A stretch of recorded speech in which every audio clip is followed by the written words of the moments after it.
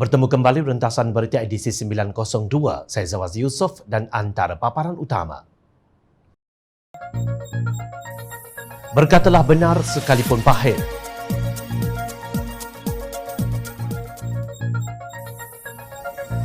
Menjaga pusat tahanan parti tidaklah semudah membeli kata.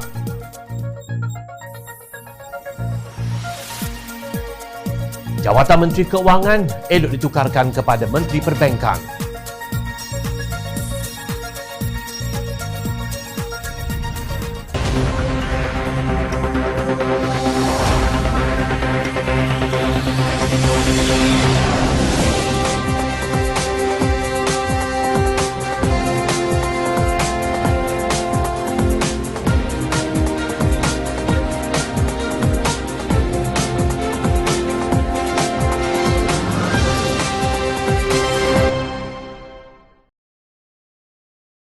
Assalamualaikum dan salam sejahtera.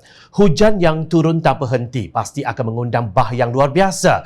Belum sempat surut, awan kembali memuntahkan airnya sehingga tenggelam bumi bertuah. Begitulah diibaratkan krisis dalaman sesebuah negara, khususnya berkaitan dengan politik yang berlarutan. Keselamatan negara akan terancam dan rakyat pula menanggung beban. Malaysia sejak kebelakangan ini berdepan dengan beberapa siri krisis politik yang seakan tiada penghujungnya. Langkah syaratan, kudeta, skim of thing, pertelagahan sesama menteri, parlimen dikembiri dan pelbagai istilah serta peristiwa yang mengisi ruang kosong babak kelongkangannya. Di saat negara dilanda pandemik COVID-19 yang begitu menakutkan, rakyat mula tertanya-tanya di mana peranan yang dimainkan menteri kecuali beberapa ketul yang dilihat bekerja sedangkan yang lain enak goyang kaki. Perdana Menteri Tan Sri Muhyiddin Yassin dinasihatkan memberi tunjuk ajar kepada barisan menteri kabinetnya yang bersaiz XXXL yang dilihat belum ada arah tujuan sehingga ke hari ini. Bekas ahli Majlis Pimpinan Tertinggi MPT Parti Pribumi Bersatu Malaysia Bersatu, Datuk A. Kadir Jassin berkata walaupun telah setahun barisan Menteri Perikatan Nasional PN memegang jawatan, namun belum ada contoh usaha yang membabitkan pelbagai kementerian dalam memerangi wabak COVID-19.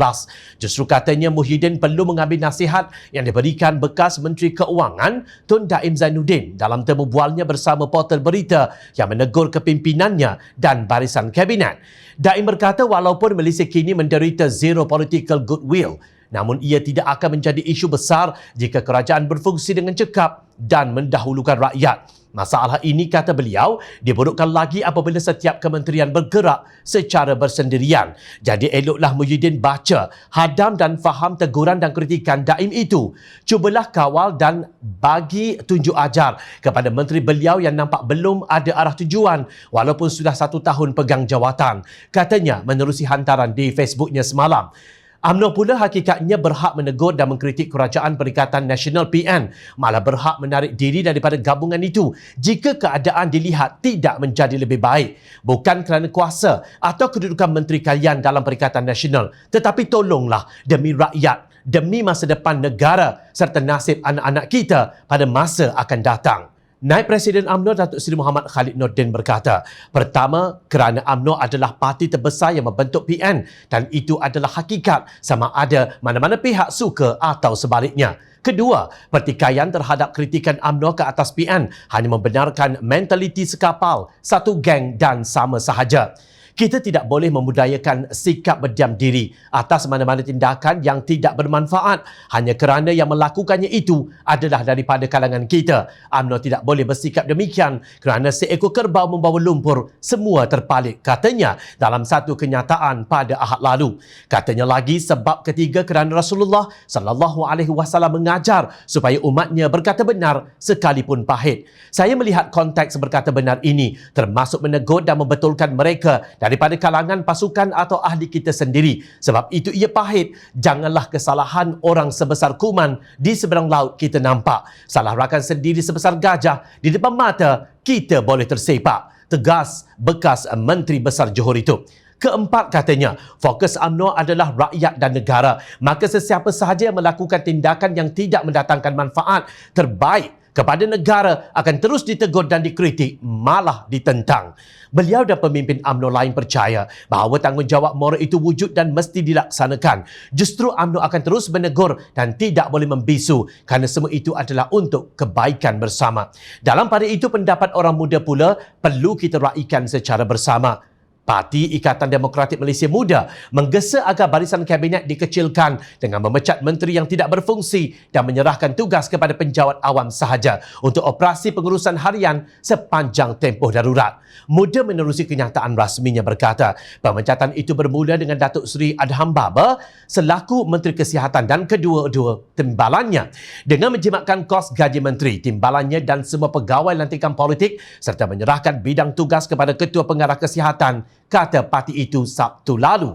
Ada betulnya juga, daripada asyik meminta agar rakyat berubah untuk menyesuaikan diri dengan norma baharu, sudah tiba masanya barisan kabinet berubah dan menyesuaikan diri dengan norma baharu dengan konsep pemimpinan melalui teladan.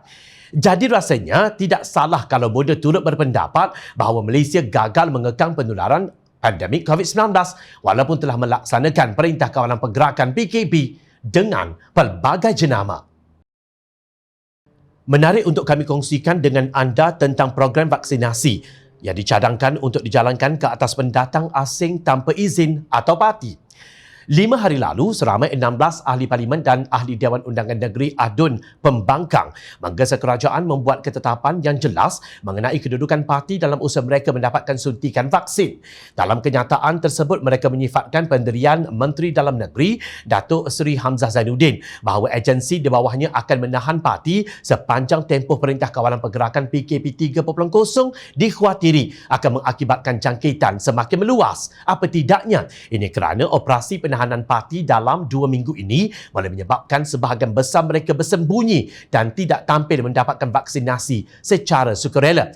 Ini masalah kritikal yang perlu diselesaikan segera. Kami meminta Perdana Menteri Tan Sri Muhyiddin Yassin menyelesaikan pencanggahan dalam dasar yang dibuat Hamzah.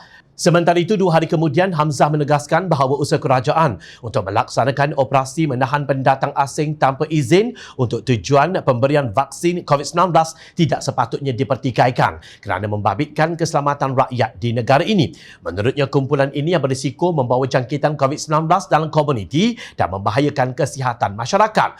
Kumpulan tanpa dokumen ini mungkin tidak ramai, kira-kira 10,000 hingga 20,000 orang. Sebab itu, kita mahu dapatkan atau tangkap mereka. Kita mahu tanya kenapa tinggal di negara ini, berapa lama, bagaimana cara mereka masuk. Jika dia masuk melalui lorong tikus, maknanya dia melakukan kesalahan tegasnya. Sekejap, Parlimen telah meluluskan bajet 3 bilion ringgit untuk vaksinasi 70% penduduk Malaysia. Di luar Parlimen diumumkan tambahan 2 bilion ringgit lagi dengan sasaran 80% penduduk. Ini bererti 5 bilion ringgit dibelanjakan, tidak termasuk tambahan-tambahan lain di luar pengetahuan ahli-ahli Parlimen kerana Parlimen digantung tidak bertali. Parti Amanah Negara Amanah melalui kenyataan media yang dibuat oleh Naib Presidennya, YB Ustaz Hasanuddin Muhammad Yunus mendesak agar sasaran 80% penduduk Malaysia divaksinasi dapat dipercepatkan. Mereka melahirkan rasa kecewa dengan kecelaruan dan kelembapan kerajaan menguruskan hal ini. Katanya pada 17 Februari 2021 melalui kenyataan akhbar, Menteri Penyelaras Vaksin Khairi Jamaluddin memberi jaminan pendatang asing tanpa izin tidak akan ditahan apabila mereka tampil untuk mendapatkan suntikan vaksin COVID-19. Ini bertujuan untuk memastikan terputusnya rantaian pandemik COVID-19. Kalau warga negara Malaysia sahaja yang mendapat vaksin, sedangkan di sekeliling kita masih ada pendatang asing yang tidak divaksin, kita tidak akan mencapai imuniti kelompok dan wabak ini akan terus membunuh, kata Khairi. Ingatkah anda, Ketua Pengarah Kesihatan Tan Sri Dr. Nur Hisham pula pernah mengatakan bahawa masalah COVID-19 meningkat di Sabah tahun lalu berpunca daripada parti. Kerajaan telah membelanjakan berbilion ringgit wang rakyat, namun kerajaan sendiri mengeluh berlaku kelembapan proses vaksinasi disebabkan pelbagai alasan. Antaranya, rakyat tidak hadir ke pusat vaksin. Bukan semua orang mahir menggunakan aplikasi internet. Sistem IT dan MySejahtera yang bernilai 70 juta ringgit dilihat gagal mempercepatkan vaksinasi untuk rakyat Malaysia. Bagaimana pula hendak menguruskan pemberian vaksin untuk warga asing dan parti? langkah untuk menahan parti di saat pelbagai SOP yang mengelirukan dan ketika lockdown dilaksanakan akan lebih menakutkan mereka. Ini tentunya menyebabkan mereka terus bersembunyi dalam komuniti dan keluar bergaul dengan kita tanpa kita sedari. Keadaan begini lebih berbahaya dalam jangka masa panjang.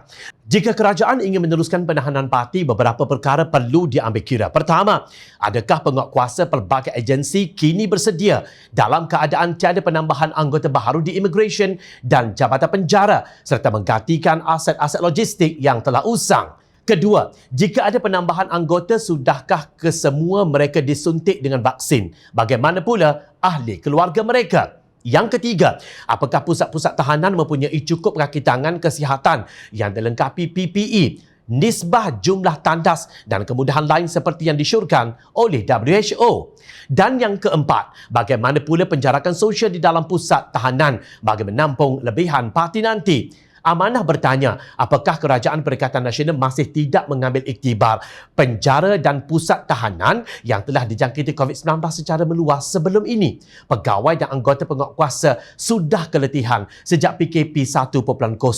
Mereka akan lebih terdedah kepada jangkitan COVID-19 jika kebajikan dan fasiliti kesihatan untuk penjawat awam serta keluarga tidak dipenuhi.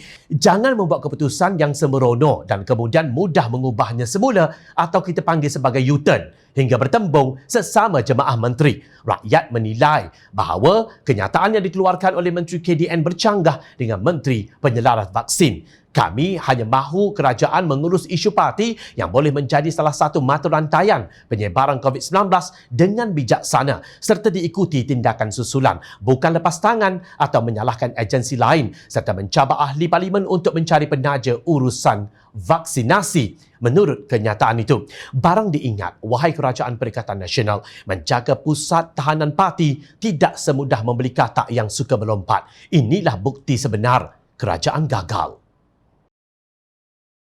Derita rakyat entah bila akan berakhir. Lebih setahun mereka hidup dalam serba kekurangan kerana serangan pandemik COVID-19.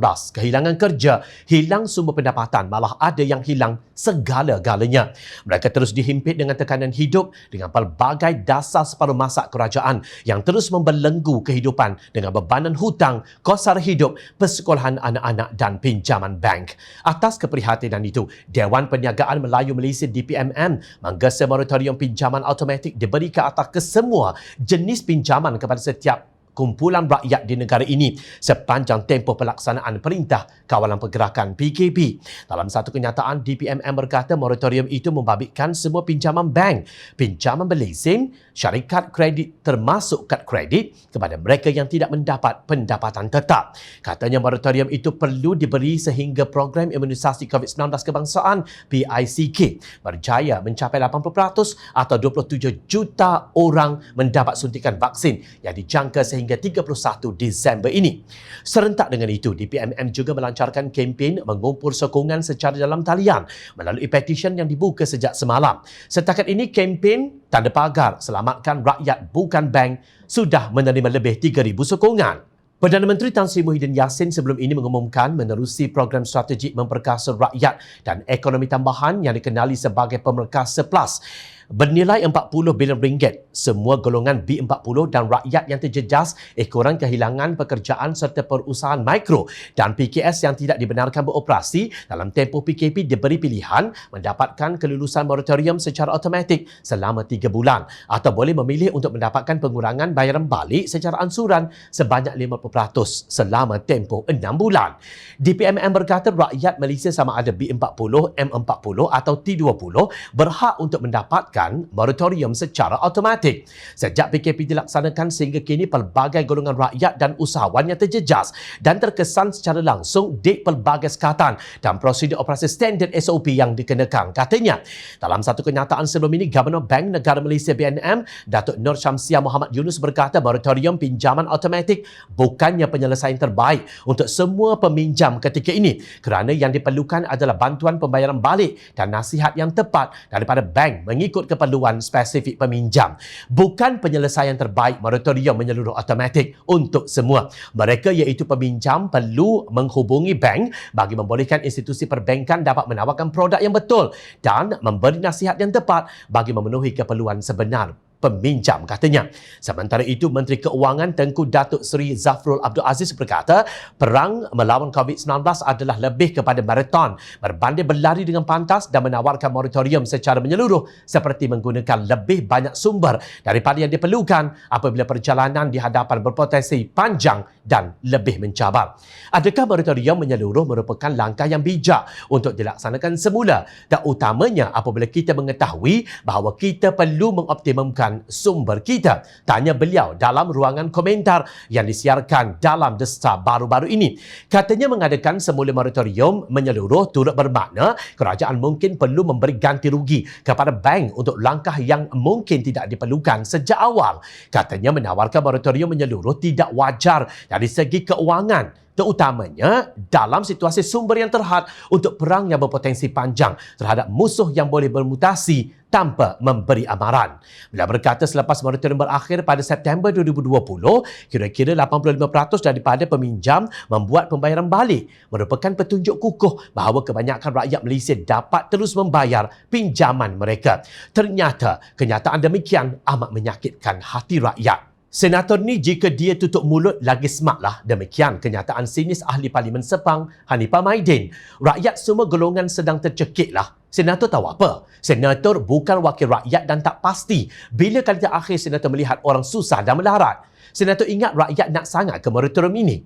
Depa dah terdesak lah. Jika government tak boleh bantu depa, siapa lagi? Bank. Soalnya, menteri yang tidak pernah dipilih oleh rakyat tapi entah macam mana boleh dipilih oleh government tebuk atap yang khianat mandat rakyat pi jaga wang negara. Kata bank bukan government punya dan tak smart tawarkan moratorium menyeluruh. Apa kata depa pi tukar gelaran dia dari Menteri Keuangan kepada Menteri Bank, tempelak Hanifah dalam hantaran di Facebook beliau semalam. Menarik, daripada menjadi Menteri Keuangan tetapi tidak mampu membela dan membantu rakyat dalam keadaan sedahsyat ini, rasanya Jom Channel sangat bersetuju. Anda kata gelaran Menteri Keuangan ditukarkan kepada Menteri Perbankan. Masakan tidak, jelas sekali Zafrul lebih mengutamakan dan menunjukkan keterajaan beliau membela institusi bank yang tetap mendapat keuntungan selepas cukai melebihi 20 bilion ringgit tahun lalu, walaupun ada pelaksanaan moratorium automatik 6 bulan, berbanding kesungguhannya dalam membela nasib rakyat. Itu fakta, tuan-tuan. Sesungguhnya derita rakyat itu benar, dan ingat Menteri Bank, rakyat sentiasa memerhati. Teruskan bersama kami di Jom Channel dalam reporterjomchannel.net untuk mendapatkan berita politik tanah air. Saya Zawaz Yusof. Terima kasih untuk perhatian dan penilaian yang anda berikan. Assalamualaikum, salam sejahtera.